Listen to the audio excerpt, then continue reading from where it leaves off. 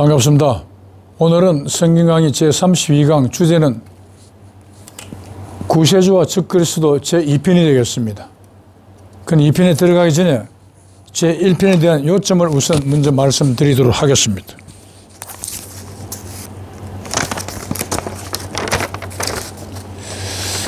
제1편의 요점. 첫째, 인간의 조상인 아담은 피조물이 아니다. 그것을 나타내는 대표적인 내용이 바로 시편 82편 6절이며 이렇게 되어 있습니다. 하나님께서 말씀하시기를 너희 인간들은 다 신들이며 지존자 즉 하나님의 아들들이라는 그런 내용인 것입니다. 그 두 번째는 하나님께서 죽을 수밖에 없는 아브라함을, 죽을 수밖에 없는 사람 중에 한 사람인 아브라함을 당신의 백성으로 선택하신 목적은 그의 후손 가운데서 구세주를 불러일으키기 위함이었다는 것이었습니다.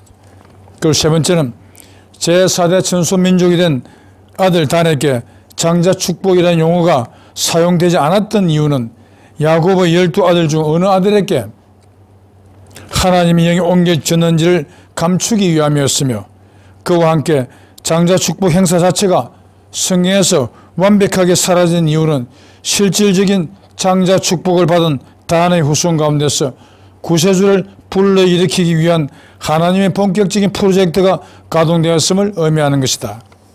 그 네 번째는 야곱의 5번째 아들인 단에 대한 장래 축복 내용에 이용된 독사라는 이미지는 마귀와 사탄의 상징이 아니며 오히려 죽을 수밖에 없는 죄인을 살려주는 구세주의 이미지임을 알린 것이다. 이것이 바로 민수기 21장 6절부터 9절을 읽어보시면 참조가 될 것입니다. 그러면 오늘의 제2편의 본문 내용에 들어가도록 하겠습니다.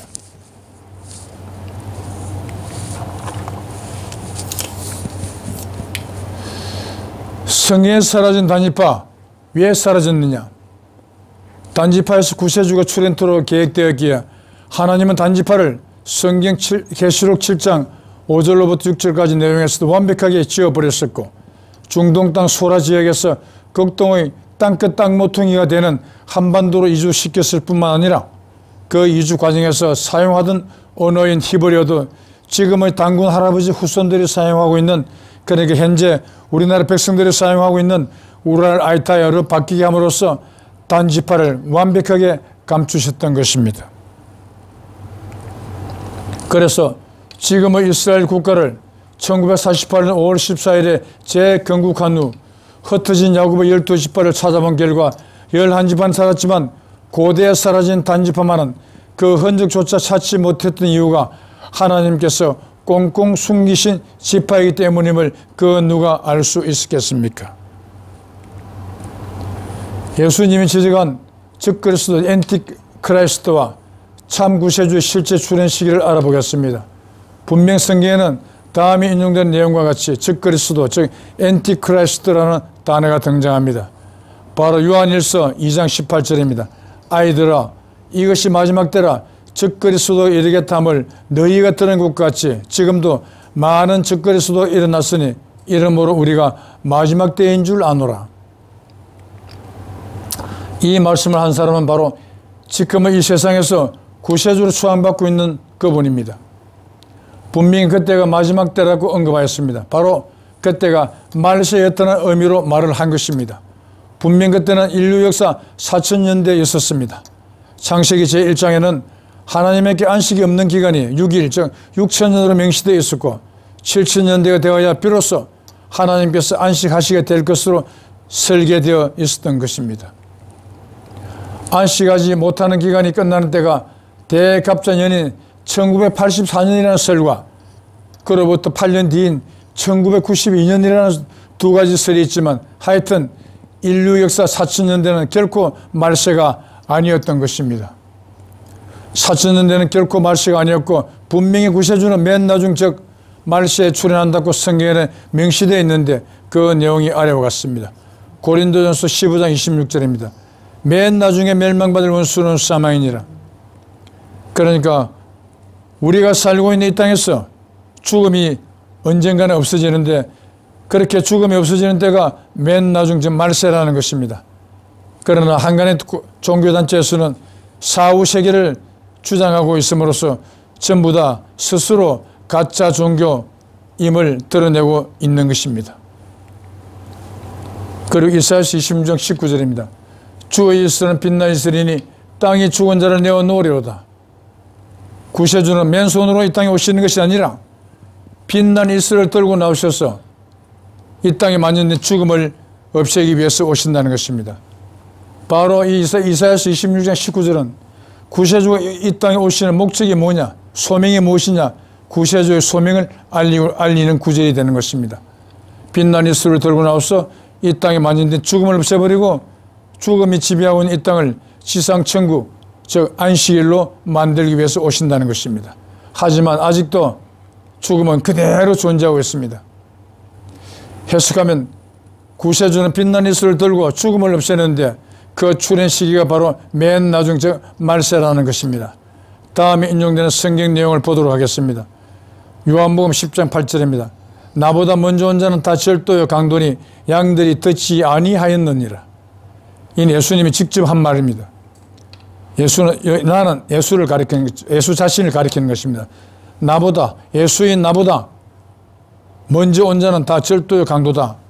그러니까 예수보다 먼저 와서 구세주라고 주장하는 사람이 있으면 그것은 절도요 강도에 해당될 뿐이다는 그런 의미가 되는데, 실제로 보면은 예수가 구세주가 아닙니다. 그래서 참 구세주가 나타나면은 이 내용 결국은 자기 자신을 보고 이렇게 말한 것이 되는 것입니다.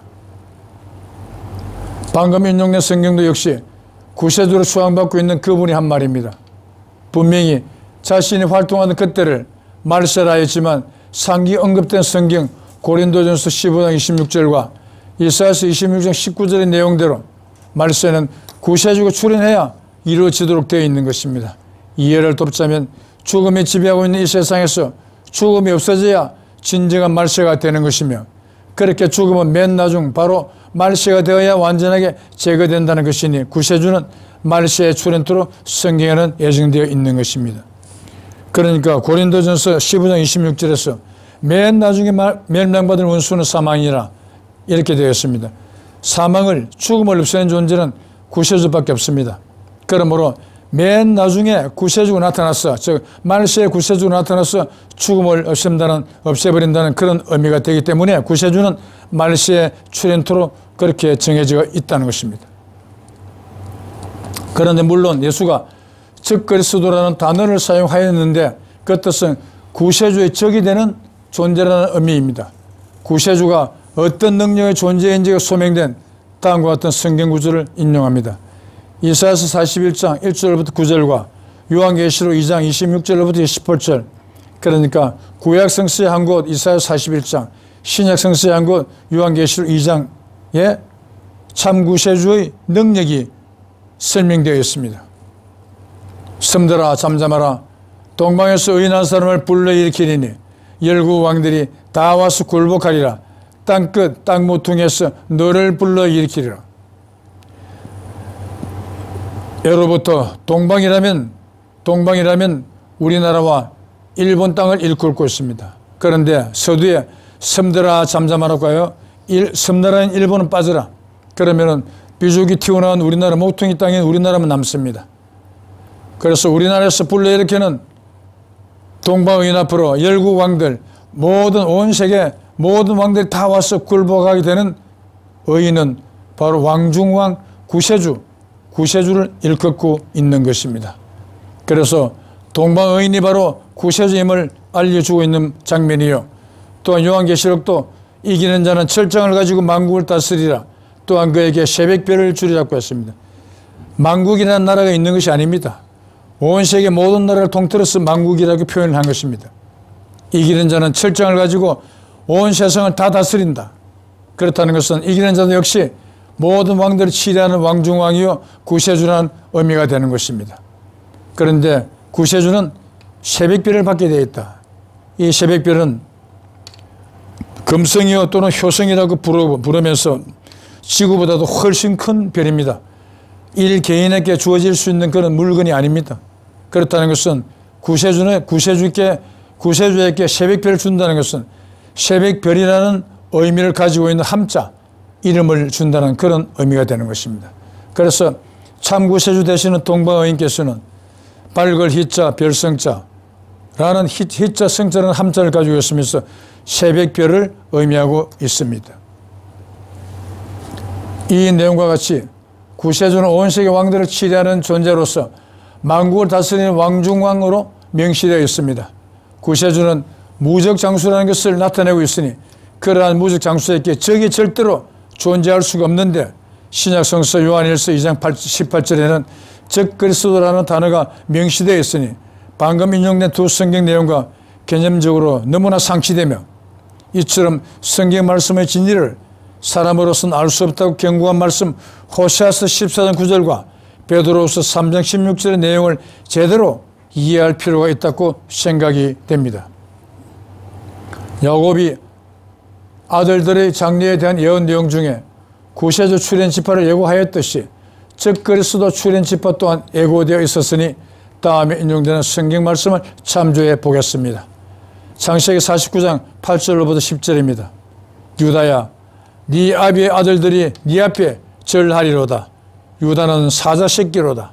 홀이 유다를 떠나지 아니하며 치리자의 지팡이가 그 발 사이에서 떠나지 아니하시기를 실로가 오시기까지 미치리니 그에게 모든 백성이 복종하리로다. 유다는 첩 레아가 네 번째로 낳은 아들입니다. 그 내용을 보면 구세주가 출현할 지파로 예언되어 있다고 해석이 될 수 있으리라 생각이 됩니다. 그러나 자세히 검토해 보면 사자새끼 홀 실로라는 단어와 그 속에 숨겨진 의미를 통해 다음과 같은 내용을 유추할 수 있을 것 같습니다. 사자새끼는 백수의 왕이므로 무적장수인 구세주로 상징될 수는 있겠지만 짐승은 마귀를 비유되어 정반대가 되는 마귀대장의 상징으로 여겨지기도 합니다. 또한 홀은 성경사전에서 고대 왕들의 권위의 상징으로 약 1.5m 정도의 막대기에 장치가에 맞는 것이라고 설명되어 홀이 함께한다는 것은 왕 또는 구세주가 된다는 의미를 가지고 있는데 실로가 오시기까지 미치리라는 것에서 실로는 구세주라는 의미의 히브리어니 홀이 함께 하는 권한이 주어지겠지만 실로가 즉 참구세주가 오면 그 권한이 끝난다는 의미의 한계장치를 붙여놓은 것으로 이해가 되는 것입니다. 즉 그리스도 즉 엔티크라이스트는 분명히 구세주의 적이 되는 존재를 의미합니다.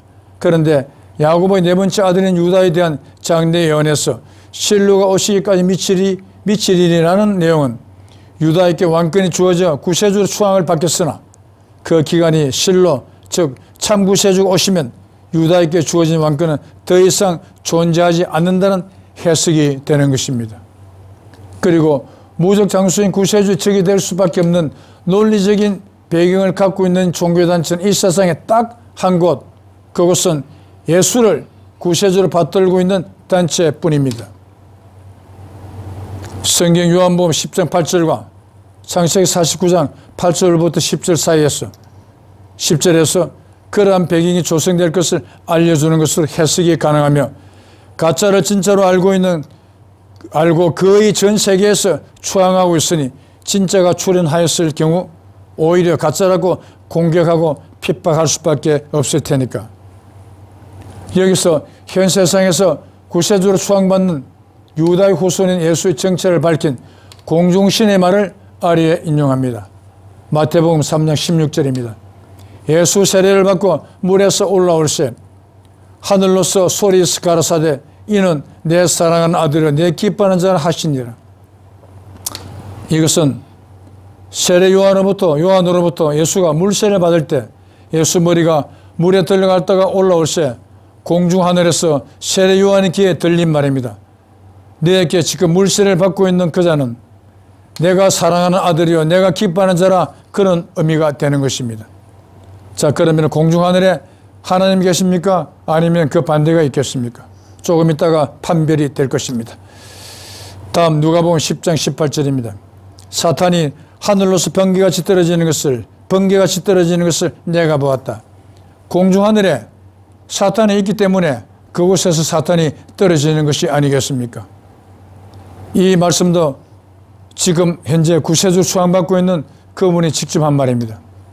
사탄이 그분의 눈에 발각이 되었다는 것은, 보여졌다는 것은 보통 마귀들보다는, 사탄보다는 훨씬 더 높은 경지에 있는 자이기 때문에 사탄이 떨어지는 것이 그 자에게 목격되었다는 이런 해석이 충분히 가능한 것입니다. 다음 에베소서 6장 12절입니다. 우리의 씨름은 혈과 육에 대한 것이 아니요 정사와 권세와 이 어둠의 세상 주관자들과 하늘에 있는 악의 영들에 대함이라. 하늘에는 악의 영들이 있다고 명시되어 있습니다. 또한 로마 총독 빌라도는 예수에게 무죄 선고를 한 직후 십자가에 매달아 처형하였다고 성경에는 기록되어 있는데 성경은 십자가 처형을 어떻게 평가하고 있는지 알아보겠습니다. 갈라디아서 3장 13절과 신명기 21장 23절입니다. 나무에 달린 자마다 저주 아래 있는 자라 하였습니다. 그리고 신명기는 나무에 달린 자는 하나님께 저주를 받았습니다. 성경 신약과 구약을 통틀어서 나무에 달린 자는 예수와 그 양옆에 도둑 두 사람에서 세 사람밖에 없습니다. 그렇게 나무에 달린 자가 하나님으로부터 저주를 받은 존재라면 어떻게 하나님으로부터 저주를 받은 자가 구세주가 될 수가 있겠습니까? 예수 스스로 밝히는 자신의 정체에 대해서 알아보겠습니다. 세상 사람들은 예수를 하나님의 독생자요 그리스도 즉 구세주를 알고 있지만 예수 본인은 자신의 정체를 무엇이라 고백하였는지 다음에 인용되는 성경을 보도록 하겠습니다. 요한복음 14장 30절입니다. 이후에는 내가 너희와 말을 많이 하지 아니하리니 이 세상 임금이 오겠습니다. 그러나 저는 내게 관계할 것이 없으니. 이 세상 임금은 한 나라의 임금을 그렇게 부르지는 않습니다. 모든 나라의 임금은 전체를, 모든 임금들을 다 통치하는 왕중왕, 즉 구세주를 이렇게 부르는 것입니다. 예수는 분명히 나는 이 세상 임금 즉 구세주가 아니라고 자백한 내용이 되는 것입니다. 다음 마태복음 12장 28절입니다. 내가 하나님의 성령을 힘입어 귀신을 쫓아내는 것이면 하나님의 나라가 이미 내게 임하였느니라. 자, 자신은 이 세상 임금 즉 구세주가 아니며 구세주는 자신의 뒤에 오는데 자신과는 무관하다고 하였고 성령 잉태설도 부인하였던 것입니다. 분명히 성령 잉태된 자라면 하나님의 성령을 힘입어 귀신을 쫓아내야 되는데 하나님의 성령을 힘입어 쫓아낸 것이 아니다 라고 했기 때문에 다음을 보겠습니다. 결론입니다.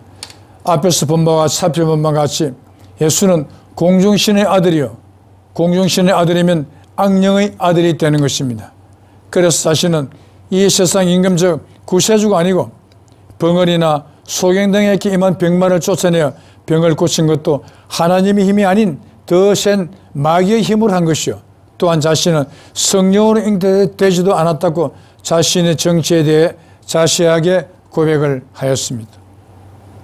또한 성경 이사야서 26장 19절은 구세주가 이 세상에 출현하는 소명이 빛난 이슬을 떨고 나와 이 세상에 만연된 죽음을 없애는 것이라고 명시되었건만 인류 역사 6,000년이 지나도록 단 한 번도 죽음이 이 세상에서 없어진 적이 없었다는 사실은 구세주가 이 세상에 단 한 번도 출현하지 않았음에 대한 뚜렷한 방증이 되고도 남는다는 것입니다.